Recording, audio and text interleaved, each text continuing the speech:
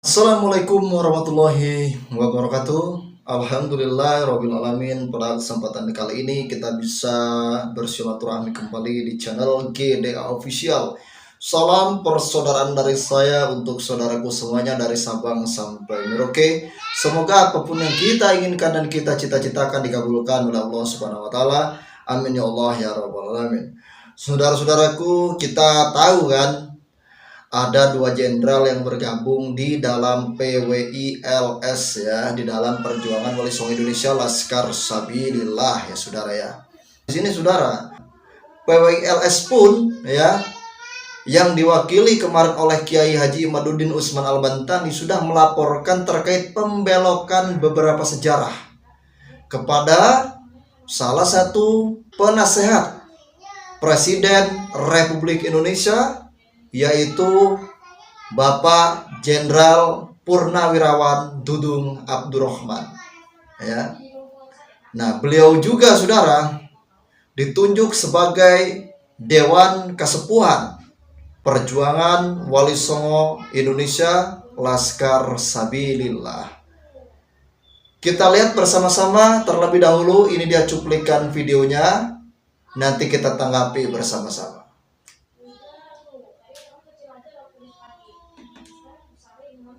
Masa Jenderal Purnawirawan Dudung Abdurrahman mewakili Abuya Dimyati bersama-sama dalam kesepuhan PWILS Indonesia.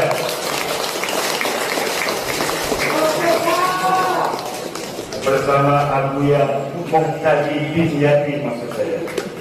Dan penyerahan untuk Gus Fuad dan Gus Fakih diberikan tanda kehormatan sebagai anggota kehormatan PWILS kepada Gus Fuad. Yang kedua, KRT Muhammad Fakih Wira Hadi Ningrat. Demikian berbagai macam keputusan PWILS dalam Rakernas. Nah, itu saudara ya tadi ya.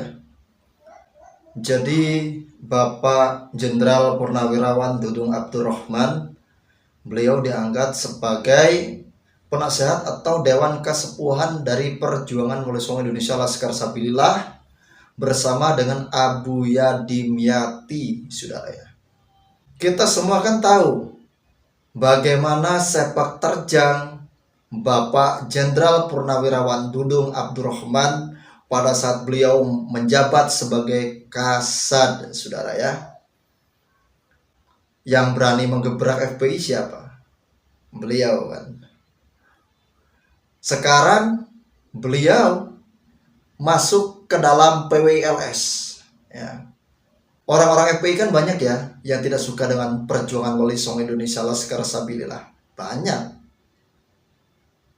Kita bisa menyebutnya banyak karena apa? Pada saat di Karawang pun anggota Banser yang mengawal salah satu kiai ya saudara ya, Perjuangan Wali Songo Indonesia, malah anggota Banser dikeroyok. Oleh siapa? Oleh orang-orang FPI Kabupaten Karawang. Walaupun mereka mengklaim mereka tidak tahu terkait kasus pengeroyokan itu. Akan tetapi saudara, satu hari sebelum terjadinya kasus pengeroyokan, saya berkali-kali sudah pernah menyetelkan videonya. Ya. Orang-orang FPI Kabupaten Karawang itu menolak saudara kehadiran Kiai Imaduddin Usman Al-Bantani ke Karawang. Mereka menolak. Itu loh. Jadi makanya sangat lucu sekali kalau seandainya mereka itu tidak tahu menahu terkait pengeroyokan anggota Banser di Kabupaten Karawang. Itu ya. Dan ternyata saudara, bukan hanya Jenderal Purnawirawan Dudung Abdurrahman saudara yang bergabung di dalam Perjuangan Wali Songo Indonesia, melainkan ada salah satu jenderal lagi saudara ya, yaitu Jenderal Ahmad Nur Wahid. Kita tahu sepak terjang beliau seperti apa kan. Beliau itu paling tidak suka dengan orang-orang yang mengatasnamakan agama tapi ujung-ujungnya mereka melakukan suatu radikalisme. Kita lihat dan kita simak bersama-sama. Ini dia sambutan dari Jenderal Ahmad Nur Wahid di dalam Rakernas Perjuangan Wali Songo Indonesia Laskar Sabilillah yang sangat menyala-nyala. Ini dia cuplikan videonya. Sabilillah. Sabilillah itu namanya pasukan untuk membela Islam. Maka kalau kita benar-benar sabilillah, maka kita muliakan Islam ya luar. Dengan apa? Dengan tadi apakah lahu. Karena itu misi utamanya Rasulullah. Visinya Islam rahmatan lil alamin. Misinya apa? Misi utamanya Rasulullah. Innama bu'ithu dan itulah yang menjadi falsafah bangsa Indonesia, yaitu Bhinneka Tunggal Ika Tanhana Dharma. Apa itu Bhinneka Tunggal Ika? Tauhid. Berbeda-beda tetapi satu Tuhan. Fa'idha sama itu wa nafatu fihim lil-rufi.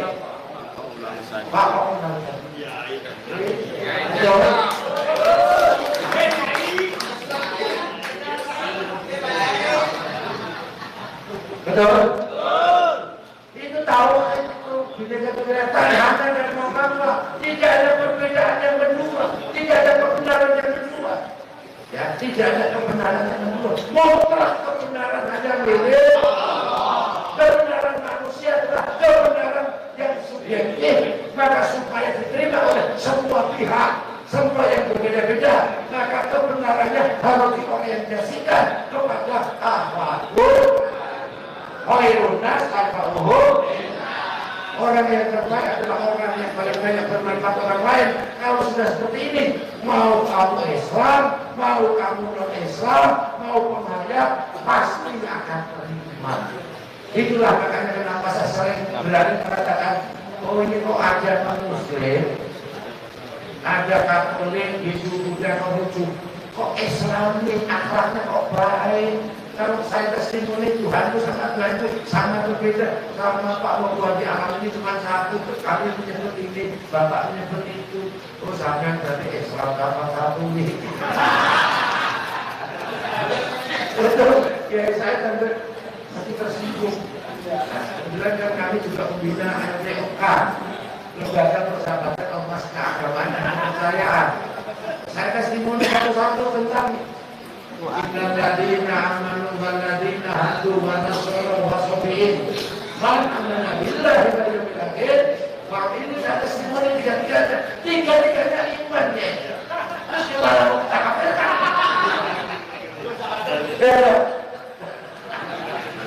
nah itu namanya tanhana dharma. Jadi kebenaran itu harus diorientasikan kepada kebenaran yang akhlakul karimah. Untuk kebenaran tauhid, untuk kebenaran agama itu menjadi privilege kita karena yang benar itu hanya Allah. Betul? Burung darah terbang nanti. Sudah, Bapak Ibu.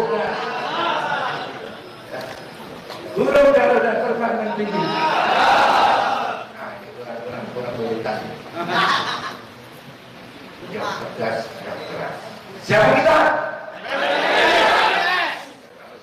Siapa kita? Indonesia. Siapa kita? Pancasila NKRI. Sampai mati. Ada yang kritik saya tuh. Pancasila harga mati, harga hargai itu tidak. Karena kalau udah harga mati tidak bisa ditawar-tawar itu. Karena itu karya para ahli Allah. Yang merumuskan oleh Allah itu. Ya, betul lah. Ini yang mampu mempersatukan heterogenitas bangsa Indonesia. Bangsa yang lain pada konflik, kita yang paling heterogen, sehingga secara intelijen bangsa Nusantara, bangsa Indonesia adalah bangsa yang memiliki potensial konflik paling besar di dunia. Kenapa kok masih selamat? Kenapa? Karena punya Pancasila. Yang kedua, punya budaya tradisi. Kearifan lokal, silaturahmi dan gotong royong, ada yasinan, tari dan maulidin, makanya tidak kali kan? Iya, Jika kami tidak kelaparan di negara-negara maju, bangsanya sehari nggak kerja, sehari nggak makan. Seminggu nggak kerja, seminggu nggak makan. Kalau saya Indonesia, seumur nggak kerja, makan terus. Karena ada nasi, santali, dan mawikan. Negara kan pasokan. Itu harus dijaga. Jadi mereka yang membitakan, menyesatkan, mengharapkan tradisi budaya karyawan lokal, mengkhianat bangsa ini. Apalagi aku Pancasila, ya God. Kita besar.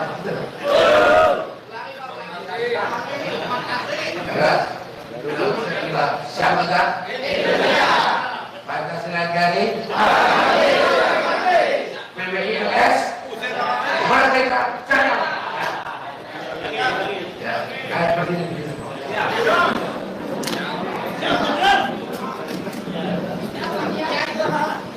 Yang pertama siapa kita?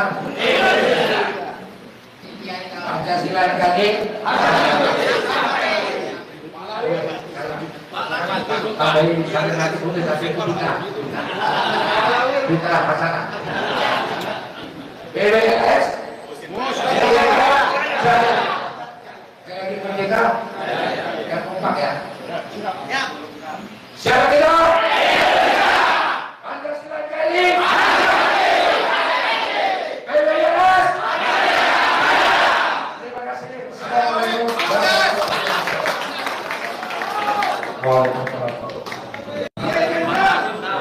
Terima kasih.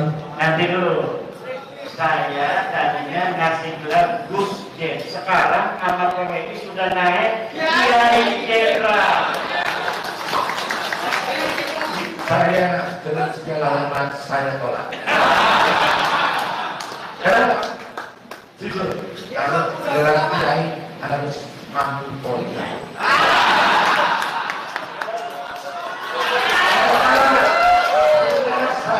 Takut istri. Bukan takut istri. Istri lebih berani. Aku udah salah. Tapi nggak apa-apa tadi ada yang belum tuntas. Burung Garuda terbang nanti. Nah, itu tadi saudara ya. Itu tadi adalah Jenderal Ahmad Nur Wahid. Beliau tadi menjelaskan orang yang tidak suka dengan budaya Nusantara, orang yang tidak suka dengan Pancasila, minggato dari NKRI. Jadi pergi aja dari NKRI, gak usah tinggal di Indonesia. Mantap kan? Ya walaupun kita tahu ya siapa yang anti Pancasila, siapa yang tidak suka dengan budaya, bahkan budaya dibentur-benturkan dengan agama. Mereka menjadikan kalimat takbir sebagai tameng untuk menghujat kepada orang lain. Mereka menjadikan kalimat takbir sebagai tameng untuk menghina kepada orang lain. Sedikit-sedikit takbir, tapi isi dari ceramahnya yaitu provokasi. Isi dari ceramahnya caci maki. Isi dari ceramahnya menghina, mendoktrin, ya. Ya kita semua tahulah. Dan mereka pun mengatakan ingin membuat NKRI ini bersyariah katanya.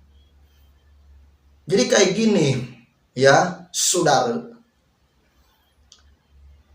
NKRI ini bineka tunggal ika, berbeda bahasa, berbeda agama, berbeda budaya, berbeda adat istiadat ya, tapi tetap satu jua. Paham kan? Orang agama di Indonesia aja banyak kok mau dibikin NKRI bersyariah. Gimana ceritanya gitu loh. Kalau Anda ingin menerapkan NKRI bersyariah, berarti Anda tidak suka dengan ideologi Pancasila. Kan kayak gitu. Orang yang tidak suka dengan ideologi Pancasila pasti kesananya ingin menerapkan ideologi khilafah. Kalau orang tersebut sudah ingin menerapkan ideologi khilafah, pasti kesananya ingin membuat NKRI bersyariah. Kalau tetap mereka ingin menegakkan atau membuat NKRI bersyariah, akan terjadi perang saudara di Indonesia, saudara. Ya sekarang kalian tinggal berpikir sendiri. Kita di Indonesia mau bertoleransi beragama, atau mau intoleransi, saudara. Kalau saya pribadi sebagai umat Islam yang cinta dengan budaya yang ada di Nusantara, saya ingin bertoleransi beragama. Kenapa seperti itu? Karena saya kepada orang yang berbeda kepercayaan atau berbeda keyakinan dengan saya sangat menghormati. Bahkan, saudara, budaya yang ada di Nusantara ini, saya sangat mencintai. Apapun bentuk budayanya, saya cinta kepada budaya Nusantara. Makanya kalau ada orang sok-sokan agamis yang baru apal atau baru paham 1-2 ayat sudah menghujat kepada orang lain, saya pengen ketawa. Ilmu cetek, ilmu dangkal sok-sokan gitu loh. Udahlah, mendingan saling menghargai. Gak usah saling menghujat, ya. Jangan pernah membentur-benturkan antara budaya dengan agama. Karena apa? Karena Wali Songo dulu pertama kali menyebarkan agama Islam di Nusantara ini lewat budaya, dengan budaya, melalui budaya. Jadi seperti itu, saudara, ya. Semoga bermanfaat untuk kita semua. Akhir kalam saya akhiri, wabillahi taufiq wal hidayah. Wassalamualaikum warahmatullahi wabarakatuh.